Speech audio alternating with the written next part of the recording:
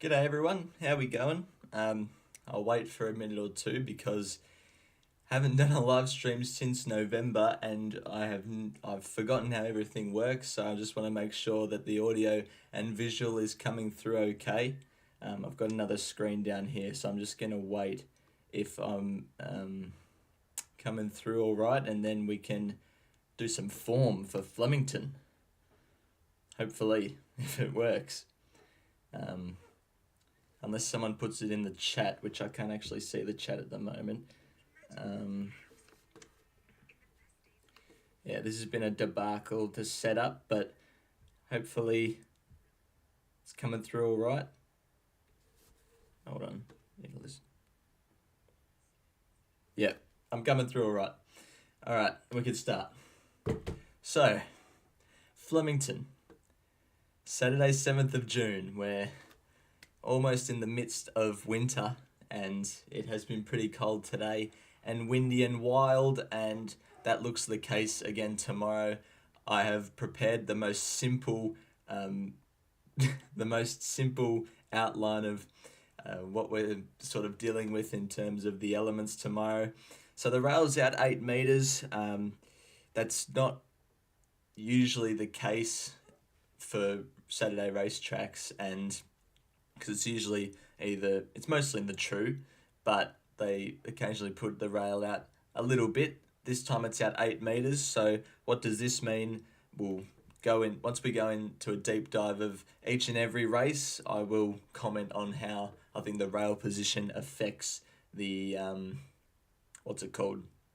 The where the winners will be, if you get that. So the track condition at the moment is a soft 5. I think the last time I checked on the bomb, there's supposed to be 2 to 9 mil of rain. So we're going to be dealing with the same track that we dealt with 4 weeks ago now. I think it was a soft 7 that day, and even though it's a soft 5 at the moment, with that rain, especially if it falls during the meeting, it's going to be not pleasant. I'm just getting the chat up now. Did I back Yellow Sam at Swan Hill? I haven't backed anything at Swan Hill yet, so hope not.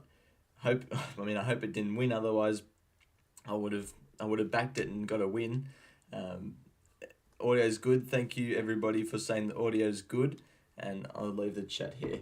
What was I saying before? Oh yeah, the wind. So there's approximately 20 kilometers an hour wind into the side of the track where the 1600 to 2000 meter start is. So the leaders are pushing into the wind on that side of the track. 20 kilometers an hour in racing terms, it's not a lot of wind, but I think anything above 15 to 20 kilometers an hour has to be sort of looked at, and we can sort of judge our judgment based off the wind, and the wind is saying leaders heading into that are racing in the 1600 to 2000 meter side might be disadvantaged. So what we're going to do now is go through each and every race. I'll sort of say how I'm going to do the form based off the class of the race, the distance, how the elements factor into everything. So yeah, let's get started and let's try and find some winners. So we're going to start with, probably be a surprise to a lot of you, but we're going to start with race 1. It is the tab we're on, benchmark 84, 25-20 meter race. This stat isn't important, but it's an extra 20 meters because of the rail position. Usually in these staying winter races, class comes to the fore, and horses that are in the market, horses that are sort of well exposed and have proven themselves to be the most progressive horse in the race, usually win.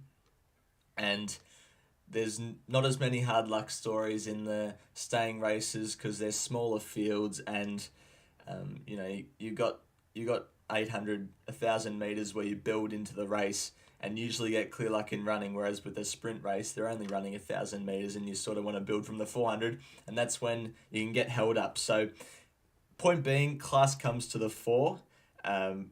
what I'm trying to look at in this race is obviously class, and sort of progressiveness. So I want to cancel out the old horses. So, for example, United Nations, it's a 6-year-old. I think sort of the 4 to 5 year old range is ideal for a race of this caliber. And United Nations, although it has got Kieran Ma, that's something to look at. I will mention this as well, with these staying races, especially in winter, before it gets to, August the 1st, where it's the horse's birthday, the lightweight of especially apprentices is very beneficial. So I'm also looking for horses with lightweight. So for example, getting back to United Nations, 6-year-old and 59 kilos. I'd probably prefer others, but we'll have to see who the others are. Bold Soul, 4-year-old, nice. Off the week backup, shows intent. Tom Preble, an apprentice, is on. Looking at this, Bold Soul has to be probably right up there. I don't actually have the market up anywhere, so someone might have to tell me in the comments what the price of the horse that I like is. Mystery Island's an 8-year-old, so I'm happy to pen that. It's also ran last start at Casterton, which isn't ideal form for this, I wouldn't think. Golden Crusader, leader, pushing into that wind. 7-year-old, probably look past that. Golden State Warrior, 5-year-old, nice. It was actually a black booker on my review show, was Golden State Warrior, so I already like this horse. Was a good run last start, has the claim, and I think looking at Golden State Warrior, it's a good chance. Samuel Langhorne is an interesting one. I think it's gone from 1800 straight to 2500, which shows intent. Usually, Mick Kent horses second up don't perform, and you can see second up here. 3 starts for 000. We had a part under horse with Mick Kent called Crimson Light, and she was no good second up. So that's only one horse, but I think most of Mick Kent's horses second up, usually third up and fourth up is when you want to back him. So I wouldn't be surprised if Samuel Langhorne needs one more run. And then Mukta Mill, lightweight, 5-year-old. It could. So based off this, I'd say Mukta Mill, Golden State Warrior, and Bold Soul have to be the main chances. I actually just noticed this in the form as well. If you look closely, Golden State Warrior comes through the Wonder Kid race, and so does Mukta Mill. So Golden State Warrior finishes a length off Wonder Kid with 59 kilos. Mukta Mill finishes 0.1 lengths off Golden State Warrior with 57. Mukta Mill drops down 3 kilos in weight, and Golden State Warrior 4 kilos in weight. Mukta Mill had recent racing. Golden State Warrior was off an 8-week break. So that tells me Golden State Warrior is a better chance than Mukta Mill. Will probably take more improvement out of that run. Now it's just a case of comparing Golden State Warrior to Bold Soul. So Bold Soul ran well from the back last week, suggesting the step up to 2,500 metres would be good. It's hard to split these two horses, I will say. Bold Soul and Golden State Warrior look pretty even. I'd stay out of the race, as you can probably gather by watching my preview yesterday. Probably stay out of the race. If you had to pick one, I'd go Luke Cartwright's in fantastic form. Kieran Ma in a staying race on a Saturday, especially like a benchmark 84 to benchmark 100 type. Kieran Ma is usually the best, and from gate 4 it mapped through a cozy run. So, I was actually meant to put down what I was looking for here before I started anything. So, you know what, I might do that actually. So I was looking for, what was I looking for? Some class. I was looking for progressiveness. This is going to be the case for most races. Sort of the 4-year-old to 5-year-old range. I'm looking down because I've written notes down just to assist me. And by progressiveness, I'll put in brackets so it probably gives you guys a better idea. I spelled progressiveness wrong. Sorry to all the English gurus. 15 to 20 starts, I'd say, is around the progressiveness range for a race of this caliber, an open benchmark 84 over 2,500 metres. If you had this race, but a 3-year-old race, it could be 5 to 10 starts progressiveness. But because this is open class for all ages, 15 to 20, I think, is around the mark of progressiveness. So that's what we're looking for, and I'll put in a big, bold sort of thing, Golden State Warrior.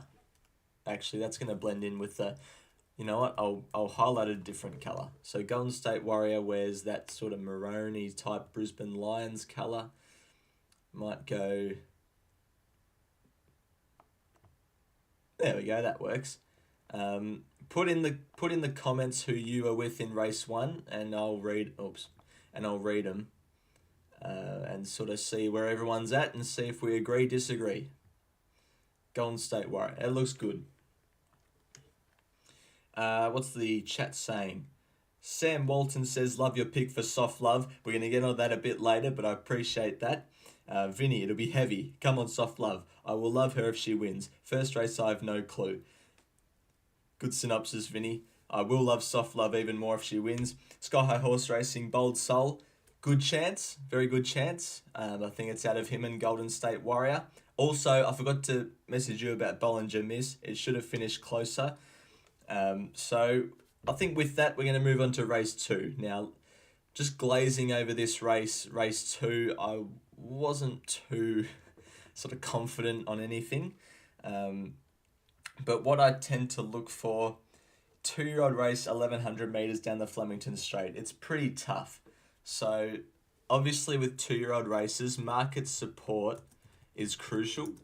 So whether this is early market support or in the mounting yard, once everyone's done their sort of mounting yard form and can see with 2-year-olds what type of horse they are, what size they are, will they be suited to sprint races? They might get over a longer trip because jump outs don't tell you the full picture. So market support is crucial with these 2-year-olds, and I'd say tomorrow, if you had to back something in the race, anything under $10 is probably a decent chance.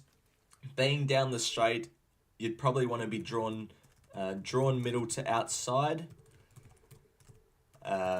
which is the case for most straight races. When the rail goes out these 8 metre plus positions, it makes it a bit more even, and the inside sort of becomes a bit more of a factor because the track is condensed a bit more. Whereas in the true, you could come right to the outside fence and the inside could be heavily disadvantaged. But tomorrow, with 8 metres taken out of the track, it becomes a bit more condensed and the inside lanes aren't,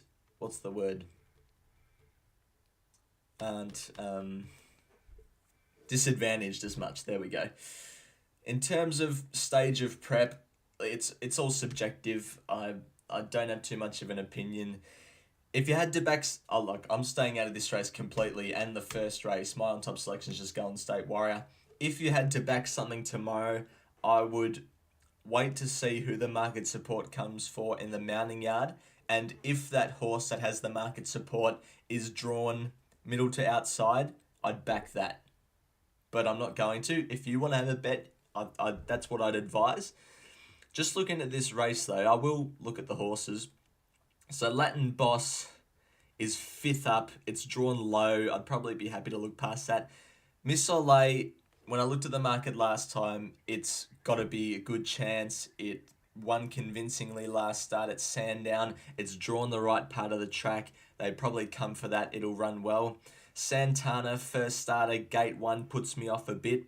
Son of Kirk looks to be good chance from gate 10. Matty Cartwright back in Australia. I will say too, for the breeding gurus, Ole Kirk has started really well as a sire. So if one of these horses win tomorrow, I think Ole Kirk's going to be a real star for the future. Victory Tune, it gets back in its races, but it's by Too Darn Hot, which I like as a sire, and it finished off this race well. If you had to back something above double figures at a value mark, I think Victory Tune's probably a go. But that completely contradicts what I said before in terms of the market support and all that. Espana ran in the Miss Soleil race, but it had 52 kilos. Can it turn the tables? Maybe not. Expulsion, I was actually liking a bit for a Blue Diamond. It is racing fresh and conceding race fitness. This is the first starter who's 40-1, so probably look past that. Cosmic Shower hasn't really done much in 2 starts. and Life After Love went to Gold Coast, come back at Newcastle. It's a bit, don't know about it. So overall, I will go back to what I said before. Market support, drawn middle to outside is what you want in these 2-year-old sprint races. Who do you like in the comments? We'll see. I'll read them now. Tough because no straight form. Exactly right. That's another thing with 2-year-old races and sprint races, because not many of them, well, the race we just looked at, I don't think any of them have straight form, or maybe one or two, but I don't know. When you get to an open class race, it's easier to pick a horse going, that horse is proven down the straight, but with 2-year-olds, it's all guessing. That's what makes it harder. Not only are they 2-year-olds and they can go from this performance to this performance in one start, but it's also due to the straight track being put into that. What else have we got here? The wind for the straight races is sort of on a diagonal that way. That doesn't look... that won't give you any intel watching on from home, me doing this, but it's almost a tailwind, but they're sort of on the diagonal, so it's not pushing into their faces, so the leaders should be fine. And if you've got a horse running down the straight that may be a little bit of a query at the distance, it might assist them. Missile too good? Probably. Missile 220 now jumps in the red, barrier 11. If it jumps in the red tomorrow, I reckon it'll win. I will say the only problem with Missile though is that it gets back. Now I know we're it's a straight race and it can build its momentum whenever it wants, but with that tailwind, it's gonna have to earn it tomorrow. And if the market support comes, the pros usually know what they're doing late with these 2-year-olds. So if the market support comes, I think it shows that, all right, this horse is ready to run well. Do you like the jump outs of Son of Kirk? I did. I was at Balnarring because I run the Punters Club down there and support the club. I was down there for its last jump out. Yep, last jump out on the 28th of May. Very nice. I thought this horse is one to follow, and Freedman's have taken it straight to the big smoke. So, yeah, it's good. And as I said before, I like Ole Kirk as a sire, so it's good. Expulsion will be a 3-year-old when the Blue Diamond comes around. Yep, but I liked it when I did one of my Futures Bets videos, I'm pretty sure. I said Expulsion at 100 to 1 for the Diamond. It was after this run behind Palm Angel. I thought, yeah, Expulsion at 100 to 1 might run well, but it didn't get a run in the Diamond, and it's back here. So that's a filly that the way it raced, that preparation, probably the 1200 to 1400 metre type, it is out of a Lonhro mare, so it might get over further. We've spent a lot of time talking about a race I have absolutely no interest in. So let's move ahead. We'll go to race 3. It's a Fillies and Mares 78 1400 race. We can get rid of that. Oh, I forgot to do, if I had an on-top selection, who would I pick? I'll just go... no, I don't like this. No, I don't like this is a $41 chance running in the Godolphin Blue for all those that missed my synopsis of the 2-year-old race. Anyway, race 3 now. Fillies and Mares race. So I like a horse in these 1400 sort of benchmark 78 winter races. I like a horse that's peaking in their campaign. So what I mean by peaking is around third up. Third up is the sweet spot. First up run, you might not be fit enough. Second up run, you could have second up syndrome from the first up run. Third up is usually when you want to peak and win those races, 1400 metre 78s in the city. And I think if a horse has got that peaking sort of attachment to its CV, then that did not make sense at all.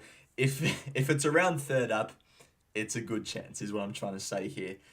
And usually with these Fillies and Mares races, they're well found in the market. So looking at roughies, I'd say pen the roughies. Usually horses in the market come to the fore in these Fillies and Mares races. From the 1400 metre start, when the rail's out this far, I actually prefer them to draw wide. I'm not actually too sure the logic behind that, but I've found in my 11 years of following racing that horses drawn wide at the 1400 metre start with the rail out this far usually do well. And I think we were talking about progressiveness up there. Let's put it in again. I spelled progressiveness wrong again, didn't I? Progressiveness. Yeah, I spelled it wrong. English wasn't my strong point. What I mean by that, probably in this context, because we're dealing with fillies and mares that might not be as old as the staying horses, I think 10 to 15 starts is good, and maybe a 3-year-old to 4-year-old is good. I think if they're a 3-year-old that's been thrown in this race, it shows real X factor that, all right, we're not going against our own age group. We're testing this horse against the older mares. That shows X factor and a proven profit, I would have thought. So let's take a look at this race then. Looking at the names, I don't think there's any 3-year-olds in this race. I am a lunatic. I follow racing like crazy, and I don't think there's any 3-year-olds in this field, but we'll go through them anyway. Avebury, it's a decent horse. It won at the same class up here. 3 kilo claim for Dakota Keen. Although the weight gets taken off, you're losing a senior rider in Jai McNeil. It's been up to 1600, back to 1400 metres, and it's drawn out in the right part of the track.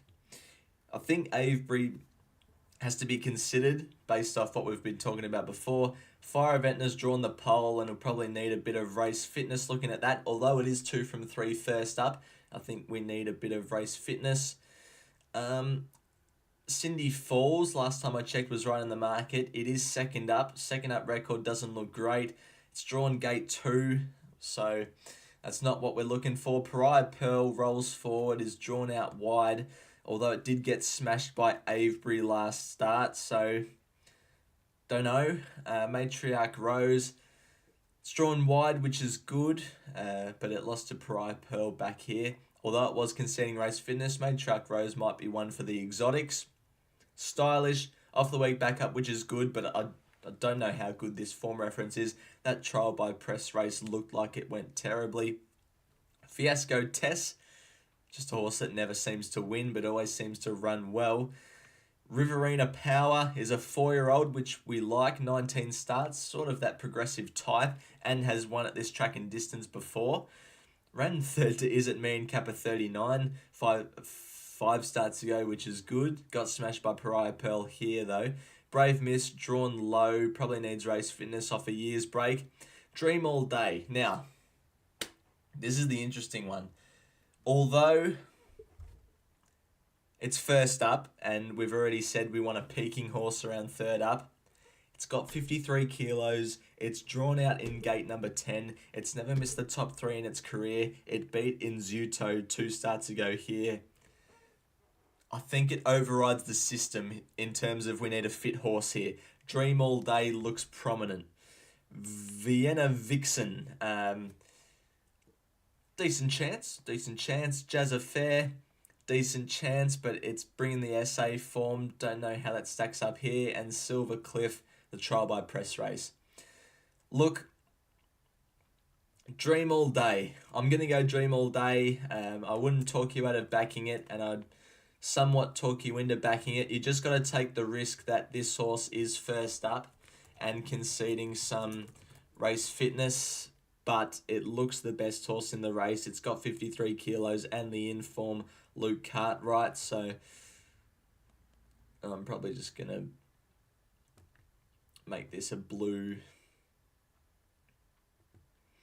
All right, Dream All Day. I'm with the fave. Who does everyone like? I'll read the comments.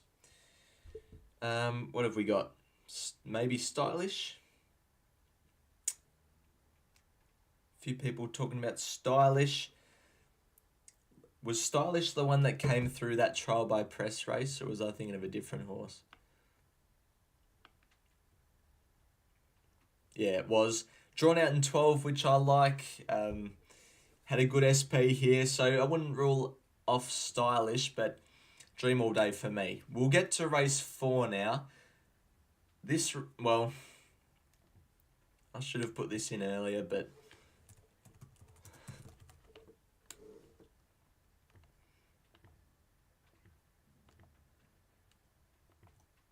How good does the Yulong green and white look on the old Google Docs?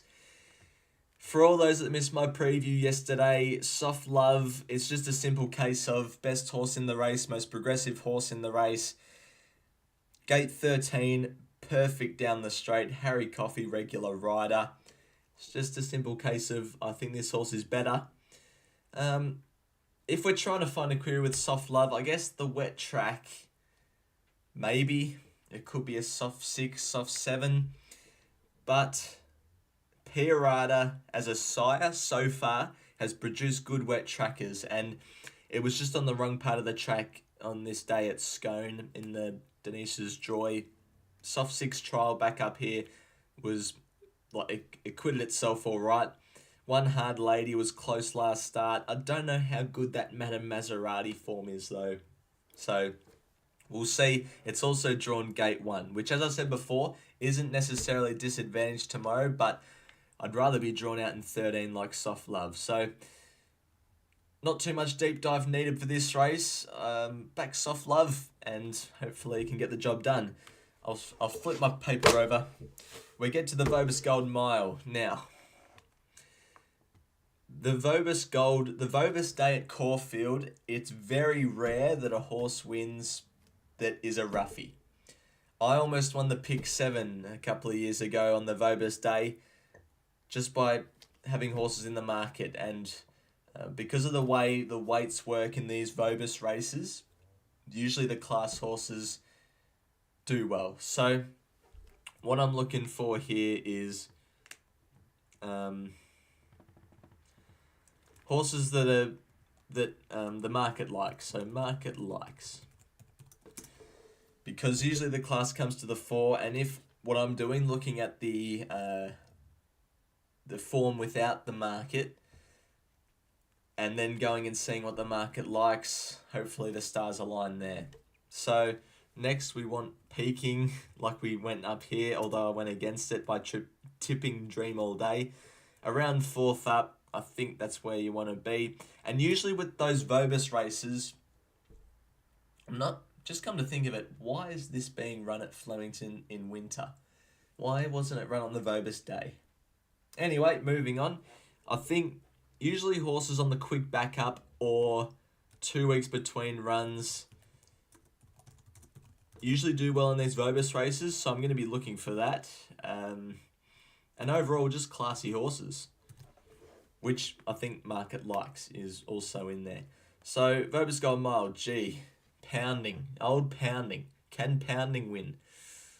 Last start run behind Macram was pretty good. Before that, behind Pride of Jenny.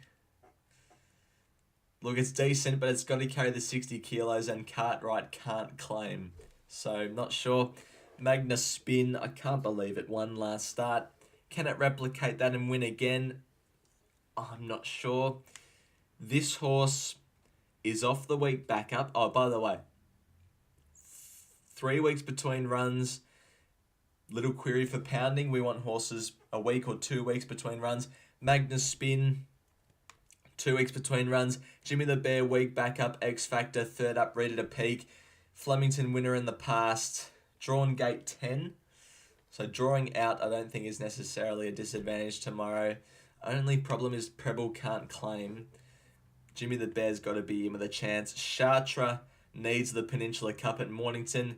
This horse actually could be a big threat to Jimmy the Bear. 0-2 good.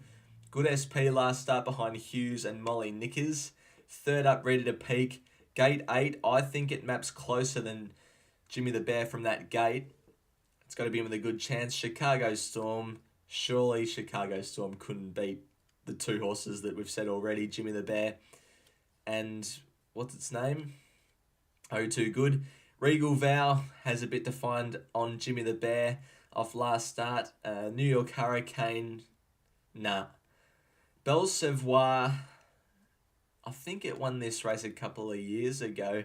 First up behind Hughes, it was doing some decent work late, but second up doesn't really deliver. And then the last one's Jack the Lad, who might have to lead into that breeze. So can someone tell me who the favourite and second favourite is? I'm really expecting it to be Jimmy the Bear and 0-2 good.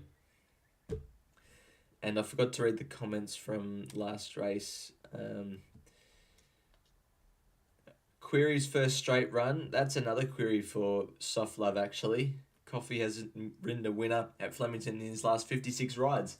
Well, you can either look at that as Harry Coffey can't ride at Flemington or Harry Coffey's due for a winner. I'm happy to bank on it's due for Harry Coffey to be a winner. Pounding can't win, place only. I agree. So if we're comparing these two horses, right, Jimmy the Bear and O2 Good. So market likes. I'm expecting the market to like them. Peaking. Third up, yes. 7 to 14 days since last run. It's been 7 since Jimmy the Bears, 14 since O2 Good. And they're both classy horses. O2 Good's a progressive horse with 10 starts. And Jimmy the Bear, only 10 months ago, should have won a PB Lawrence against Pinstriped and Gentleman Roy. Jimmy fave, O2 Good, second fave. Thank you, Sky. That's what I was expecting. So, look, I wouldn't be playing into this race. There seems to be no edge in the market. If you want to have maybe a box Quinella with Jimmy the Bear and O2 Good, I'll probably talk you into that somehow. If I had to lean one way, to be Jimmy the Bear, but O2 Good's drawn gate 8 and Jimmy the Bear 10. I reckon O2 Good maps a pair or two closer than Jimmy the Bear. So, I think that makes them pretty even. I'd just put, for this race, no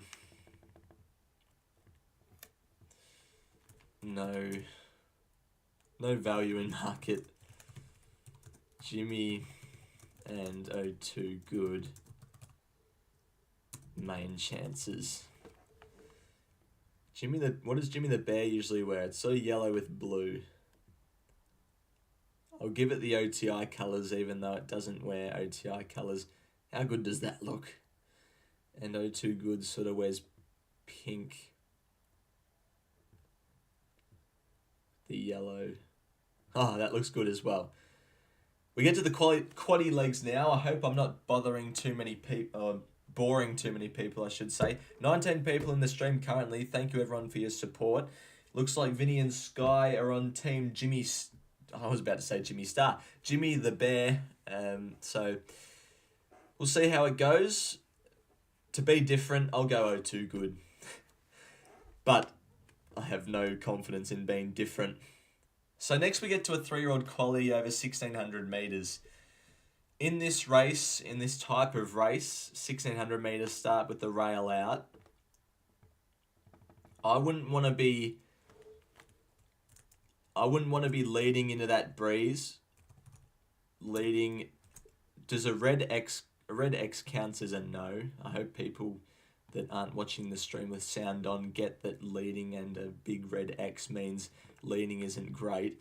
Leading X, and then I'd say, actually I'll put it here, leading and not too far back. So I'll put sweet spot is midfield or just cover in general. No, actually, because then people will get confused. Sweet spot is midfield with cover. Let's just say that. Alright, so that's the first bit done. Usually, actually no, I won't say that. So, again, like above, you want to be peaking in the 1,600 metre race. 3rd to 4th up is where we'll make it. I don't think you want to have too many days in between runs. Let's go 7 to 21 days between runs in a 3-year-old 1,600 race, I think is ideal. I don't think it matters too much where you're drawn from the 1,600 metre start. The weight, you don't want to have too much weight. Actually, I'll see what the weights are like and then make a judgment. I wouldn't want to be one of these horses having to carry that weight in amongst the 54 kilo horses, so I'd just go maybe lightweights suited. I spelled lightweights wrong. And I think you got to be a really progressive young horse in this race. So I'm talking anywhere from 3 to 7 starts. Did you know that last year this race was quineled by Rise at Dawn and Craig? Rise at Dawn's now a superstar and Craig's a superstar. We just haven't seen him for a while. So I've got a lot of stuff to work off for this race. So let's try and find the winner. Let's go through them. Yoldi, 11 starts, heavyweight, move on. Calcalo, drawn a bit wide, but has the claim to offset the weight. It's fifth. It's been up for a while. I'd probably be happy to look past it. Detroit City's drawn out a tad wide. It's been up for a while as well. Snoopy now. Don't know about Adelaide form too much. It's been to a SA derby. Probably looking for others. King of Enterprise looks from gate 9 to have that sweet spot map which we're talking about. It's 5th up, which is pretty good. Days since last run looks to be good as well. Actually, I will make another point in these 3-year-old races. Apprentices come to the fore in most races in winter, but especially 3-year-old races. I'm trying to look down at my notes at the same time as doing this, and it's difficult because I've written my notes in a very messy way. Zoo Rain, 5th up, looks to get that sweet map. Probably is in with a good chance. Taken, drawn out a tad wide. 4th up, peaking, only had the 7 starts. Looks to get that perfect map. I think Taken has to be some sort of a chance. Kachink, I actually remember I was with Kachink on this day after what's its name got scratched. I had something in that race that got scratched that I tipped, and then I ended up having Kachink. I didn't think it was a disgraceful run, but I don't know. Actually, from gate 2, it looks, from judging off here, it can put itself on speed. So this horse can put itself on speed. It's 2nd up. Might need one more run. Aha. That's a funny name to say. And it's funny to hear Matt Hill say it as well all the time. 51 kilos. Perfect. 14 days between runs. Gate 11 gets that perfect flying run 3-bar with cover. I'm liking it. One dominantly last start, so 1600 might not be that bad. Dark Simba. Ran against the older horses last start, which I like to see in a 3-year-old race. 15 though. I know I said it doesn't matter really where you're drawn, but like you start turning that corner pretty quickly from the 1600 start.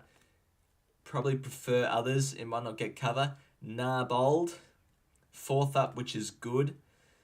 Its last start was about 24 days ago. Ran against the older horses last start. Lightweight, good map. Harry Coffey, the jockey that hasn't won at Flemington for God knows how long. Look, I think Narbold has to be some sort of a chance as well looking at it. It looks to map well in the sweet spot which we're talking about. Peru, gate 1, gets back. Probably Pennant. Forest Gym doesn't look up to this. I was on Mamet's last start, but it only just won at Cranbourne. Royal Hill, probably have to look past as well, and that's that. So looking at that, I'm thinking I actually like Aha a bit more than Taken. However, Aha has been up for a long time. So I'm thinking Taken, Aha, and Narbold. I want to see what everyone else thinks because I don't know. What does everyone think of this race, and if Taken, Aha, and Narbold can do well? If we go through them all again, matching this up with the criteria, then leading and not too far back, all these horses fit that bill with the midfield with cover. Peaking 3rd to 4th up, so Taken and Narbold are doing that. Aha's been up. It's going to be 8th up tomorrow. 7 to 21 days between runs. Taken and Aha have that. Narbold 24 days in between runs, but I guess we can allow that. Lightweights suited. They've all got lightweights. Aha, probably fitting the bill the most out of all that. Progressive young horse, 3 to 7 starts, and apprentices.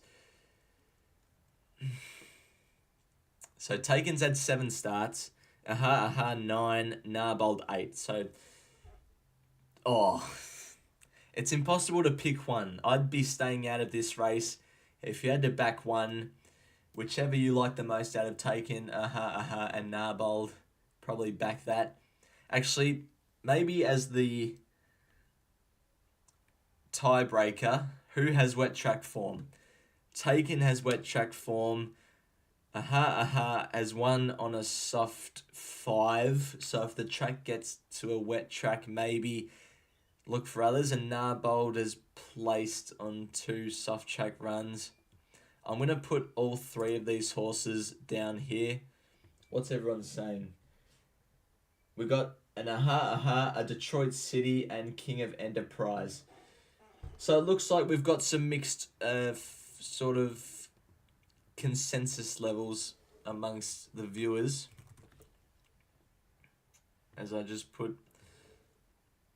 Is anyone able to tell me in the comments which one out of Aha, Narbold and Taken the best price? Narbold cannot back Dakota Kane in the city. That's... Actually, Dakota Kane isn't the most well-renowned apprentice. However, she almost won a race last week on Extreme Virtue. If anyone's able to tell me if there's any of these 3 horses are double figures or more, I'd probably go for that one. Sort of got the grey with the blue. Oops, I did that wrong. Blue, grey. And what was the other one? Narbold. Alright. So, if you're going for a skinny quaddie, then just have these 3, I'd say. Aha, 750, Narbold 11, Taken 6. Alright, thanks very much for that intel. Detroit City 550, Narbold's $13. We may have found one. But if Detroit City's the 550 fave, it just shows how hard these 3-year-old winter races are with 15 horses. It's hard to pick a winner. Alright, let's move on. Race 7, benchmark 100, 2,000 metres. Now, by this stage of the day, let's envisage this stage of the day for a second. It's late, it's wet. Where would you want to be? You want to be back, or just you want to be wide? And with that headwind, you want to be, I reckon, midfield to back and wide. That's what we're going to focus our criteria on for this race, I reckon.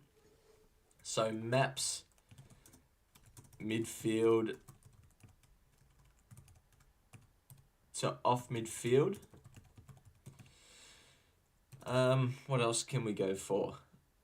I think in these 2,000 metre races, if you've got a horse that's been up for a long time, it's going to want to be a good horse. So we'll go peaking in prep. I reckon by this stage of the day and the 2,000 metre start, you want to be drawn middle to outside. 2,000 metre start, rail out 8 at Flemington. Historically, I've found that to be more... I'm lost for words again. Better win strike rate. Jeez. I put all my effort into my YouTube videos and hardly miss a word or get stuck on a word, but with live streams, half the time I don't know what's going on.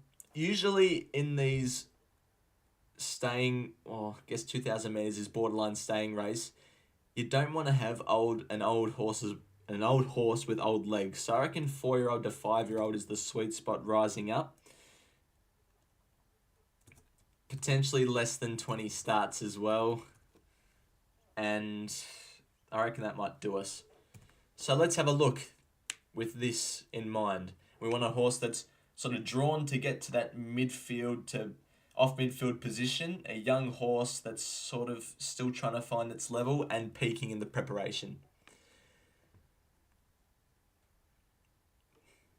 I reckon Nonconformist suits this criteria really well. You know why? Because it's an 8-year-old. And it's got a big weight and it's had 36 starts. That was a joke for all of you watching. I'm losing my mind. This horse has had one run in Australia. It's second up. It's drawn to get back. It's had 19 starts. It's a 6-year-old. Maybe Samarco. It's 2 from 3 second up, actually. Maybe Samarco. Can someone please tell me in the comments what price Samarco is, please? Sorry, I'm being quite... for everyone in the stream that's trying to look stuff up for me, thank you for all your work. If anyone tell me if Samarco is anything above 21, maybe a little each way. This horse also fits the bill, although it was a little bit plain here and it's had a bit of space in between runs. Dakin. Horrifying's first up, and it's too old. Virtuous Circle's only a 5-year-old, but it feels like it's been racing forever. Has Rose Hammond's Claim. Ran in the Ramsden last start. It won this race last year. Potentially Virtuous Circle. Macram loves the wet track. Loves Flemington, but it's an 8-year-old. I'm happy to look past it. Rolls is an 8-year-old. I'm also happy to look past it. Shayar, 6-year-old, drawn low. Look past it. Townsend, 4-year-old, 10 starts, progressive, has the SF Sydney form. It could potentially be a factor, although it has had a habit of leading into the head breeze. 30... Am I reading that right? You say Samarco's $34? Vinny, Sky, Seki all say that it's 34s. We may have found one here. King Frankel needs the jumps. Fame, 5-year-old. It's peaking. It's got a light weight. Maybe Fame's another one, although it did finish a long way back last start. I don't know. Maybe Fame, but don't know if the horse is good enough. Euphoric. It's still young. It's still progressive. Euphoric could be one as well, although I think gate 4, this stage of the day, you want to be drawn a bit wider. Here's Liberami. One of my favourite horses because I had it as one of the best of the days on the Instagram and it got up. 4-year-old, 16 starts, drawn wide to get off midfield to back, 53 kilos. Last start winner at Flemington. I don't think anything can beat Liberami. Flash Feeling, 37 starts, too old. Rua Kaka Raider. Third up, 52 kilos for Logan Bates' Claim. Up to 2,000 metres, drawn a bit wide. Ruakaka. Ruakaka might be one as well. All right, let's go back up. There's a lot of horses that sort of fit that criteria here. I don't want to... Oh, I'm not sure. There's a lot of horses that fit this bill. Which one fits it the most? Let's go back to the criteria. Maps midfield, off midfield, whilst drawn middle to outside. 4-year-old to 5-year-old, less than 20 starts, and peaking in the preparation. So Samarco, maybe give it one more run. In terms of trying to find an on-top selection, maybe give Samarco one more run. And same with Darkin. Virtuous Circle is 4th up. It's peaking. It's drawn 7 of 15, so I guess that's all right. There's got to be a better chance than Virtuous Circle down there. Fame, it's drawn 6. It's 3rd up. It's peaking, but it hasn't done much. It's past 2 starts. All right, this is interesting, which I didn't pick up earlier. Look at this. Liberami. 3, 4, 5, 6, 7, 8. I expect Liberami to be the favourite. The only reason I'm going to take it on here is because it's 9th up. Even though it's still a young progressive horse, I want one that's really peaking into its preparation. And you know what? I'm with the Ruakaka. I'm going to go with the Ruakaka Raider. What price is it? I reckon Ruakaka is going to be about 7 or 8. I'll go back down to Ruakaka Raider and explain a bit more after I've finished highlighting. Sort of got those colours and white. So, this horse fits the bill. It fits the bill of what we want to look for by this stage of the day. Gate 10, tick, tick. Third up, tick. 4-year-old, tick. 10 starts, tick. 52 kilos, tick. Up to 2,000 metres, because as you can see, it got too far over its ground against Road Cone, finishing 5 lengths off him. Up to 2,000, tick. Ruakaka. Alright, let's see what everyone's saying. Shayar can't dismiss at HQ 2,000 metres. Yep. Liberami on top for Vinny. I can see why. Vinny's also got... So you got Liberami and Ruakaka Raider. Alright, that's pretty good. Want to see him do it again? He has won 3 from 10, which is a decent winning strike rate. 850 for the Raider. Sounds good to me. I guess... excuse me. If you're having a quaddie, 2, 3, 5, 11, 13, 15. There's 6. Try and narrow that down as much as you want to. Maybe, I don't know. You figure it out. Got 2 races to go here. Race 8 and race 9. So race 8.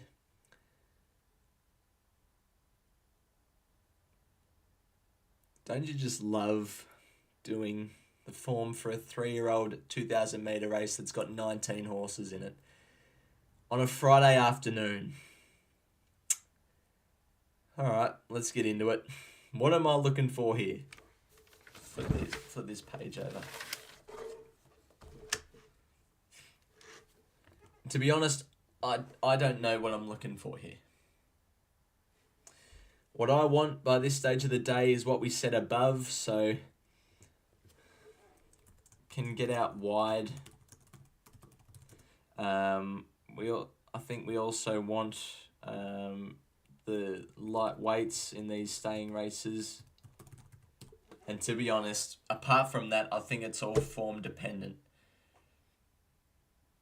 I guess we can throw in peaking as well.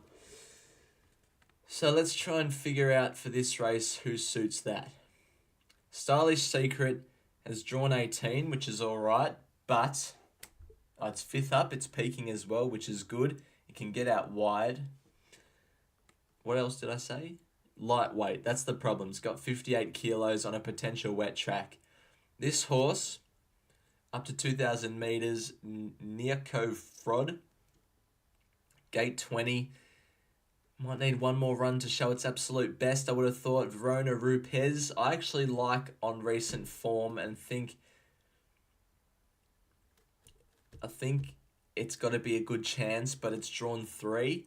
Hot Majesty is going to get out wide. It's proven on wet ground. It's got 55 kilos. Hot Majesty might be one. I Only Wish, weak backup shows intent. Has placed on a heavy track before. Gate 6 is sort of borderline getting out wide.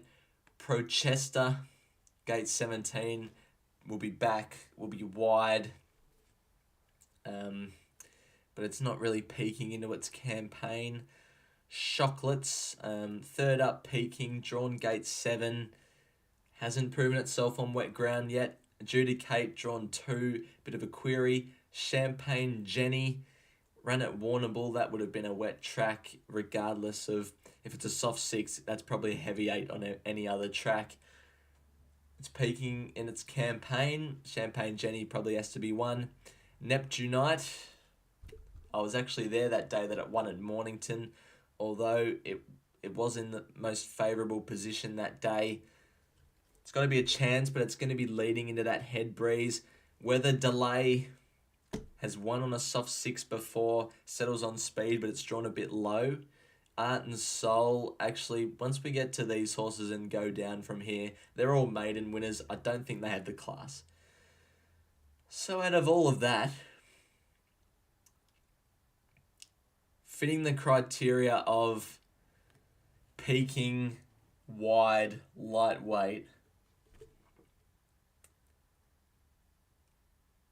I reckon.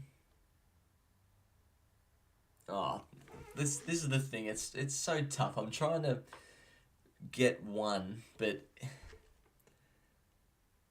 think I'm happy to cross out 11 and 12. Champagne Jenny, yes. Actually, I'm going to write this down. I want to get this.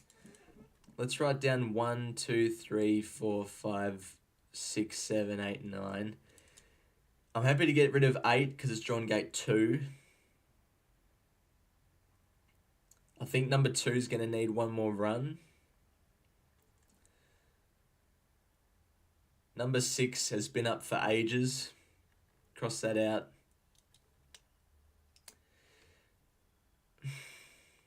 Number 1 might have a bit too much weight. Number 3 is drawn too low, although I like its form. Yeah. That leaves us with 4. Hot Majesty, I Only Wish, Chocolates, and Champagne Jenny. Can someone please help me out here? Someone please help me out. I think you got to be 10 wide in race 8. Yep. I Only Wish from Chocolates. Not bad. But I'm not sure. Actually, this horse has placed on a heavy track. You know what? This does look good form. This does look good form from I Only Wish. Let's go through all these horses again. Hot Majesty, although you want to be wide, it's drawn 19. Like that might be a bit too wide. It shows its best on wet ground, it seems like. I Only Wish, it's got the Medea form. It's got to be good form. Chocolates. Ran in the Oaks last prep. Ran against the boys last start behind Taken in Detroit City. I think but Chocolates is a wet track query. Champagne Jenny is not a wet track query. It's drawn wide and it's peaking in its campaign. You know, we can tie the form in here somewhat because Fact Check beat Champagne Jenny by half a length, and I'm pretty sure Fact Check ran against Hot Majesty last start. And yeah, got beaten by Hot Majesty by 2 lengths. So if we tie in that respective form, let me write this down. Hot Majesty is 2 lengths ahead of Fact Check. Fact Check is, with the weights factored into it, about 2 lengths ahead of Champagne Jenny. So with that in mind, Champagne Jenny's got 54 kilos. Hot Majesty's got 55 kilos. But Champagne Jenny was first up that day. I don't know. It's just so hard to. It's so hard to do this. I'm gonna throw I Only Wish on top. It's. I think out of those 4, it's run on a heavy track before and ran well. It maps well. It's gonna get to the middle of the track. It's got the Medea form. It's off the week back up. I think I Only Wish. If we're playing a quaddie,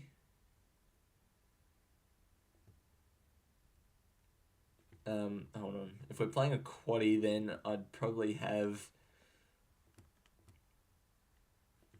4, 5, 7, 9. Hot Majesty, I Only Wish, Chocolates, and Champagne Jenny. What's everyone saying? Sky loves Neptunite.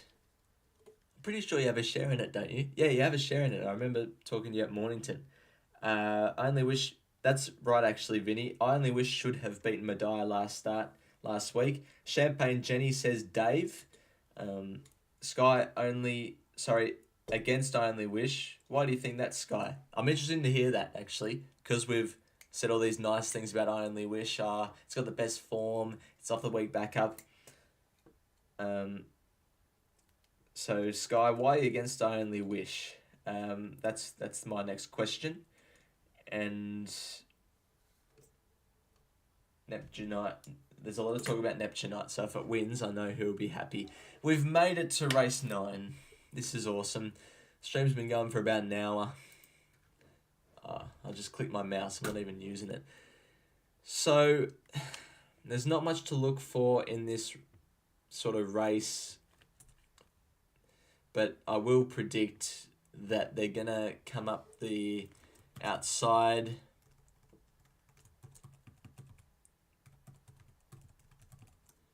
Flemington lanes advantaged. Straight track form preferred. Okay, that's all I'm looking for. Now, I'm not necessarily looking for a horse that's drawn wide, but just a horse that pretty much has straight form and is primed to win this race. El Soleado, better over further. Rheinberg, better over further. Marble 9 leads from gate 18, 3 kilo claim. Was decent in the straight 6, being well backed last start. I think Marble 9 has to be some sort of a chance based off that.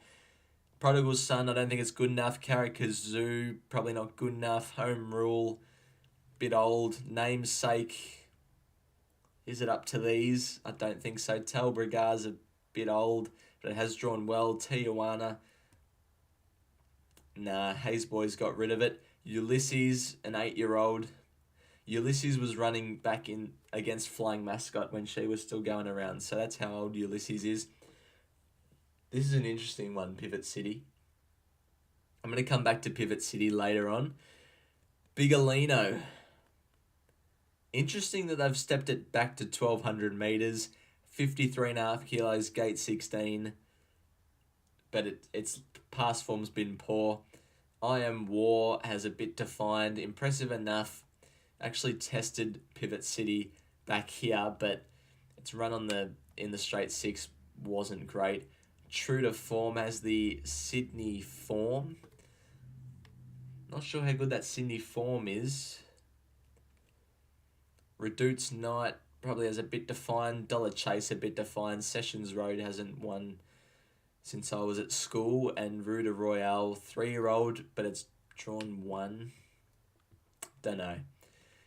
So, what I was saying before was Pivot City carried 2 kilos less than Marble 9 this day and got beaten by Marble 9. Came up the inside, started a way shorter SP. So I think it'll be a similar margin again. Pivot City on a soft track might be a bit of a query as well. Whereas Marble 9, I think, is got pretty good soft track form. Let's see. Neptunite will be going for all money at the top of the straight, no offence. Jeepers, we're getting some arguments in the comments now. This is meant to be a nice, civilled form session. I did not mean to get out of hand. Let's all just... Neptunite will run well. Let's just say that. Back to what I was saying. Marble 9. I think Marble 9 has to be a good chance, and I think the market is going to love Pivot City just because of its SP profile. Is someone able to tell me the price of True to Form? Because I'm not sure if this SF factor is something to worry about or not. So True to Form, I like how it's had the 9 starts. It's drawn gate 7. Ma wouldn't send it south for nothing. I'm going to put 3 horses in, or sort of underline them I'm happy to take on Ruta Royale. I know it's a 3-year-old against older horses, but I think it's just up against a real good quality opposition here of older horses. I'm going to highlight Marble 9.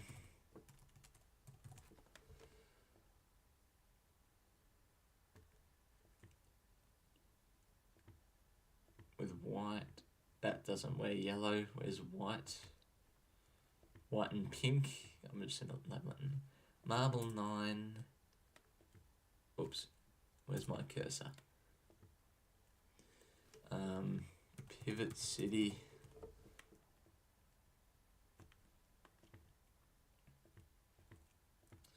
And what was the other one? True to Form.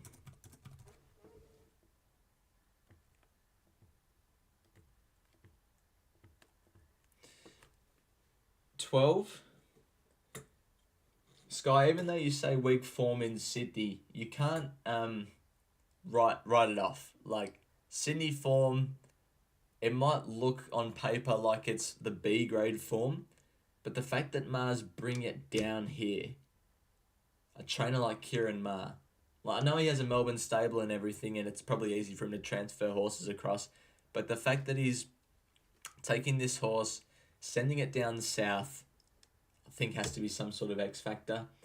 Vinny says, Talbragar. What are your thoughts on Sunrays Eagle Farm Race 1, says the Blind GK. Look, in my preview, I'm with Navy Pilot, but I've been with Sunrays for one start. It's run second, and I haven't backed her for the other 4 starts, and she's won all 4. So the fact that I'm not backing her tomorrow, I think she's a good chance of winning. If you're playing a quaddie, I think those 3 horses have to be included. I think at what I'm predicting for a market price, Marble 9 is a better bet than Pivot City. And I think True to Form has to be included in all exotics, bringing the Sydney form. Pivot City at Bendigo, had it got clear, would have won last start. Or even last start, it would have won as well. Yep. I do agree, but it came up the inside on that day at Bendigo where you needed to be on the fence. So I just think at the SPs, at the prices, Marble 9 has to be a better bet than Pivot City, and True to Form the SF. So let's go back through all we've been talking about, because we've finally got to the end. Race 1, I thought it was between Bold Soul and Golden State Warrior, but I'm leaning to Golden State Warrior. Isn't it funny that Golden State Warrior is in the Cleveland Cavaliers colours? Race 2, no, I don't like this. That was, if you need to have a bet in that race, don't force it ever, but if you need to have a bet, the horse that has the market support, and if that horse has market support, it needs to be drawn from the middle to the outside, back that one. I went against my logic in race 3. Dream All Day's first up, but I just think it's better than it. It's drawn wide. It's got 53 kilos. It's the most progressive horse in the field. Soft Love is mostly what I care about at Flemington, because it's the only one in my preview. Race 5, I don't think there's any value in the market. I might unbold that because it's quite deceiving. There we go. No value in the market. Jimmy and O2 Good. I think it'd be hard to split them. If you can split Jimmy and O2 Good, then good for you. You're going to have a bet. But I don't think there's any value in the market. Race 6, a 3-year-old race. It's a lottery. I think Taken, Aha, and Narbold are the best 3 chances based off our logic. And they all have different characteristics that make them stand out, and I don't know how to split them. If 2 of them get scratched, then it'd make it a bit easier, wouldn't it? Race 7, the Ruakaka, that race. Ruakaka Raider, it maps well where I want it. It's a 4-year-old, it's only had 10 starts, it's got 52 kilos. The Ruakaka, I might actually back that tomorrow. Race 8, it's the lottery. Hot Majesty, I Only Wish. What was the other horse's name? Something else, and Champagne Jenny. And for Sky High Horse Racing's sake, Neptunite. And then race 9, I think Marble 9, Pivot City, and True to Form are the 3. If you want to back the winner, probably back Pivot City if you want to back something at a bit of value, Marble 9, and true to form, I think has to be included in exotics. Well, everyone, that includes the form session.